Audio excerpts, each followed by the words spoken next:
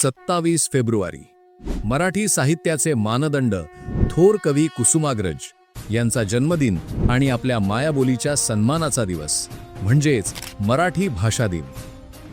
ज्या मातीत शिवरायांचा जन्म झाला, ज्या भूमीत संतांनी भक्तीचा अखंड गजर केला, जिथे प्रत्येक शब्दात स्वाभिमान धगधगतो, ती ओळख, ती ताकद, ती ज्वाला म्हणजे मराठी।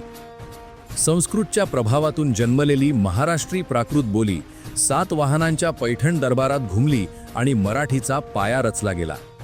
यादवांच्या राजाश्रयात ती फुलली, लीळा चरित्रानं तिच्या साहित्य यात्रेची पहिली सुवर्ण पानं उघडली।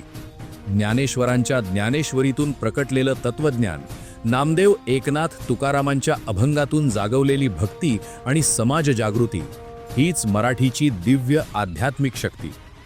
बहिणाबाईंच्या ओव्या, पुलंचं हास्य, अण्णाभाऊंची ज्वाला, फाळकेंचा पडदा आणि लता दिदींचे स्वर, साहित्य, कला आणि संस्कृती जपणारी हीच मराठी।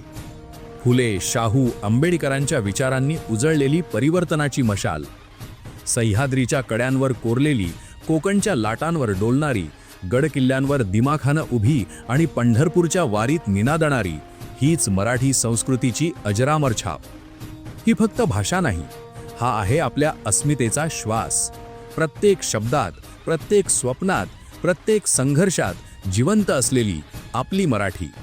अशा या गौरवशाली मराठी भाषा दिनाच्या तमाम मराठी बांधवांना हार्दिक शुभेच्छा।